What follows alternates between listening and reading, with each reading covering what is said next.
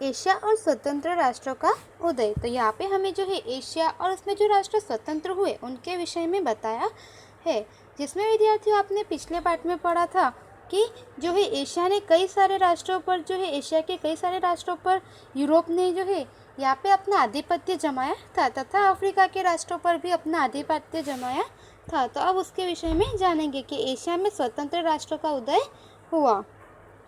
द्वितीय विश्व युद्ध के दौरान एशिया के पराधीन देशों में स्वतंत्रता का आंदोलन शुरू हो चुका था। भारत में ब्रिटिशरों की भेदभाव की नीति के कारण आज़ादी के साथ ही भारत के दो भाग हुए। इस तरह भारत और पाकिस्तान ऐसे दो स्वतंत्र राष्ट्र अस्तित्व में आए। आज़ादी की लंबी लड़ाई के पश्चात भारत देश आज़ाद हुआ 1947। इस तरह ब्रिटेन के साथ कई राष्ट्र संघर्ष करके स्वतंत्र हुए। उसमें म्यांमार और श्रीलंका 1948, इंडोनेशिया 1949 भी स्वतंत्र हुए। उसमें संयुक्त राष्ट्र का महत्वपूर्ण योगदान था। इस दौरान एशियाई देश लाओस, कंबोडिया भी स्वतंत्र राष्ट्र बने। तो यहाँ पे हमें बताया है कि द्वितीय विश्व युद्ध के दौरान जो है एशिया के पराधीन देश जो थे उनमें भी स्वतंत्रता के लिए आंदोलन शुरू हो चुका था और भारत में ब्रिटिशरों की भेदभाव की नीति के कारण जो है आज़ादी के समय ही भारत दो भागों में बंट चुका था, भारत और पाकिस्तान। तो इस तरह से भारत और पाकिस्तान जो है दो स्वतंत्र अलग राष्ट्र जो है अस्तित्व में आए और आज़ादी की लंबी लड़ाई के बाद जो है भारत देश आज़ाद हुआ था 1947 में। और इस तरह से ब्रिटेन के साथ भी कई राष्ट्र का संघर्ष करते हुए म्यांमार और श्रीलंका 1948 में और इंडोनेशिया जो है 1949 में ये राष्ट्र भी स्वतंत्र हुए। उसमें संयुक्त राष्ट्र का महत्वपूर्ण योगदान भी था। इस दौरान एशियाई देश जो है लाओस, कंबोडिया और ये सभी भी स्वतंत्र हुए। अफ्रीका में स्वतंत्र राष्ट्रों का उदय। अफ्रीका के देशों के लिए द्वितीय विश्व युद्ध का सुखद परिणाम आया। महायुद्ध पूरा हुआ तब केवल एबिसिनिया, इथियोपिया, दक्षिण अफ्रीका संग इजिप्ट स्वतंत्र थे। द्वितीय विश्व युद्ध के दौरान और बाद में एशिया के देशों में चल रहे स्वतंत्रता आंदोलन गतिमान हुए और स्वतंत्रता की मांग करने लगे। परिणाम यह हुआ कि 1951 से 1966 तक के 16 वर्षों के समय में अफ्रीका के 40 छोटे बड़े देशों में स्वतंत्रता प्राप्त कर ली। तो यहाँ पे हमें बताया है कि अफ्रीका के देशों में जो है द्वितीय विश्व युद्ध के बाद जो है उसका सुखद और सकारात्मक परिणाम आया और महायुद्ध पूरा हुआ तब केवल जो है इथियोपिया, दक्षिण अफ्रीका संघ और इजिप्ट जो थे यही स्वतंत्र थे। और द्वितीय विश्व युद्ध के दौरान और उसके बाद में जो है एशिया के देशों में जो चल रहा था स्वतंत्रता के लिए आंदोलन वह गतिमान हुआ और स्वतंत्रता की मांग करने लगे। और परिणाम यह हुआ कि 1951 से 1966 तक के यह जो 16 वर्ष का समय था इसमें अफ्रीका के छोटे बड़े जो है इस प्रकार से मिलाकर 40 राष्ट्र जो थे उन्हें स्वतंत्रता प्राप्त हुई। साम्राज्यवादी सत्ताएं विश्व में अपना प्रभुत्व छोड़ने वाली नहीं थी, इसीलिए उन्होंने सत्ता टिकाए रखने के लिए भी प्रयत्न किए थे। परंतु कई देश ने इन दो महासत्ता गुट या सैन्य गुट के साथ न जुड़कर स्वयं स्वतंत्र रहकर अपने राष्ट्र का विकास चाहते थे। तो यहाँ पे हमें बताया कि साम्राज्यवादी जो सत्ताएं थी वे सभी सत्ताएं विश्व में से अपना प्रभुत्व छोड़ने वाली नहीं थी, इसलिए उन्होंने सत्ता बनाए रखने के लिए भी कई प्रयत्न किए थे। परंतु कई देश ने जो है दोनों महासत्ता गुट या सैन्य गुट के साथ न जुड़कर स्वयं स्वतंत्र रहकर अपने राष्ट्र का विकास करने के लिए जो है करना चाहते थे और उसके लिए वे प्रयत्न कर रहे थे। तो इस तरह से जो है कई सारे देश जो है वे स्वतंत्र राष्ट्र का विकास करना चाहते थे।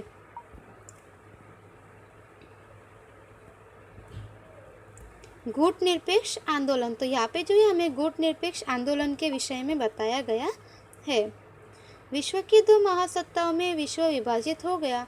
दो विरोधी महासत्ताएं और सैन्य गुट अमेरिका और रूस के साथ कई राष्ट्र शामिल हुए और कई राष्ट्र शामिल नहीं हुए, यानी कि विश्व में किसी भी सत्ता गुट या सैन्य गुट में न जुड़ने वाला राष्ट्र निर्गुट और उसके द्वारा अपनाई गई विदेश नीति गुट निरपेक्ष नीति के रूप में जानी जाती है। तो यहाँ पे हमें बताया है कि विश्व की दो जो महासत्ताएं थे उसमें विश्व विभाजित हो गया था। विश्व में जो है दो महासत्ताओं का उदय हुआ था, अमेरिका और रूस। तो दोनों महासत्ताएं जो है विरोध में थी और सैन्य गुट जो है सैन्य गुट और जो सत्ता गुट था उनका यहाँ पे निर्माण हुआ। तो इस तरह से दो विरोधी महासत्ताएं सेना गुट जो है अमेरिका और रूस के साथ कई राष्ट्र शामिल हुए, कई राष्ट्र जो है रूस के साथ शामिल हुए और कई राष्ट्र अमेरिका के साथ शामिल हुए। परंतु कई राष्ट्र ऐसे भी जो थे जो किसी भी राष्ट्र के साथ यहाँ पे शामिल न हुए, ना वो अमेरिका के साथ शामिल हुए, ना ही वे राष्ट्र जो है रूस के साथ शामिल हुए। तो वे किसी भी गुट में न जुड़े ऐसे राष्ट्र जो है निर्गुट और उनके द्वारा अपनाई गई जो विदेश नीति थी वह गुट निरपेक्ष नीति के रूप में जाने गए।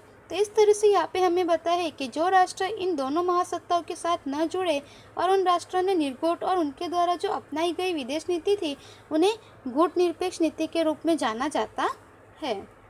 विश्व की दो महासत्ताओं की विचारधारा में जुड़े बिना तटस्थ राष्ट्र एक दूसरे के सहयोग से परंतु अपने अस्तित्व के साथ सर्वांगीण विकास करना चाहते थे।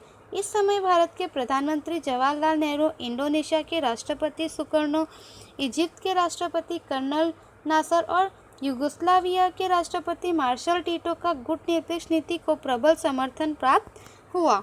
तो यहाँ पे हमें बताया है कि विश्व की जो दो महासत्ताओं की विचारधारा में जुड़े बिना तटस्थ एक दूसरे के सहयोग से परंतु अपने अस्तित्व के साथ जो खुद का स्वयं के राष्ट्र का विकास करना चाहते थे, इस समय भारत के प्रधानमंत्री जो थे जवाहरलाल नेहरू, इंडोनेशिया के राष्ट्रपति सुकर्णो, इजिप्ट के राष्ट्रपति कर्नल नासर और यूगोस्लाविया के राष्ट्रपति जो थे मार्शल टीटो का गुट निरपेक्ष नीति के प्रबल समर्थन प्राप्त हुआ था। विचार विमर्श के अंत में इंडोनेशिया के बांडुंग में तटस्थ राष्ट्रों की एक परिषद आयोजित की गई 1955। इस परिषद में एशिया के 23 और अफ्रीका के 6 देशों के प्रतिनिधि उपस्थित हुए।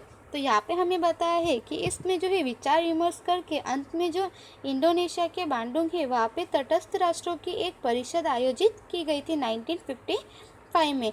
और इस परिषद में जो है एशिया के 23 और अफ्रीका के 6 देशों के प्रतिनिधि जो थे वे उपस्थित हुए। परिषद ने विश्व के गरीब देशों के बीच सांस्कृतिक और आर्थिक सहयोग बढ़ाने तथा साम्राज्यवाद का विरोध करने का ध्येय घोषित किया।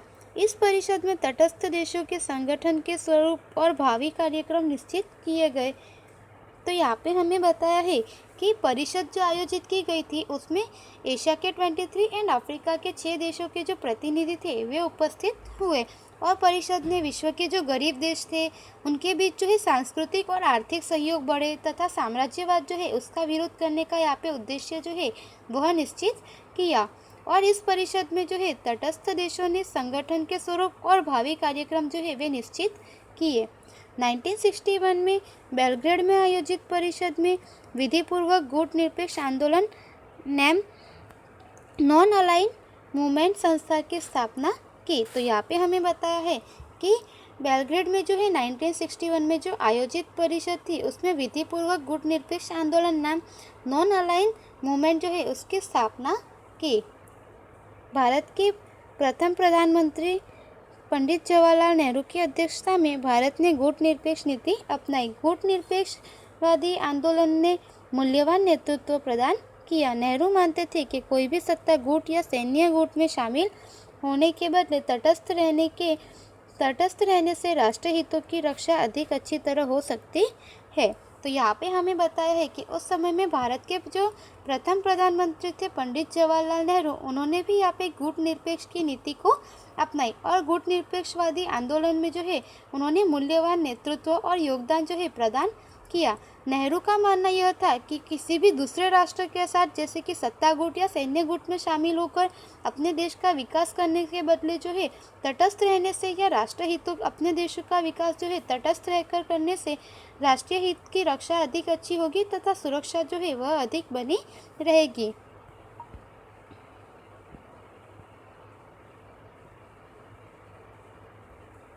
भारत की यह मान्यता रही है कि विश्व का दो प्रतिस्पर्धी सत्ता गुटों या सैन्य गुटों में विभाजन विश्व शांति के लिए खतरा रूप और अंतर्राष्ट्रीय सहयोग के लिए हानिकारक है। तो हमें यहाँ पे बताया है कि भारत देश की यह मान्यता रही हुई है कि विश्व दो विश्व जो दो महाशक्तिशाली सत्ताओं में बढ़ चुका था, सैन्य गुट और सत्ता गुट, उसके विभाजन से जो है विश्व शांति के लिए खतरा हो सकता है। और अंतर्राष्ट्रीय सहयोग जो एक दूसरे के देश से प्राप्त होता है, उसके लिए भी यह जो महासत्ता एक दूसरे के विरोध में थी, इसकी वजह से यहाँ पे नुकसान होगा।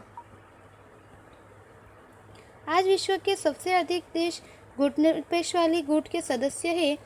कुआलालंपुर में 13वां शिखर सम्मेलन आयोजित किया गया 2003। अंतिम 4 दशक में विश्व स्तर पर अनेक घटनाएं घटी है। तो यहाँ पे हमें बताया है कि आज विश्व के जो है सबसे अधिक देश गुट निरपेक्ष वाले गुट के सदस्य रहे हुए हैं।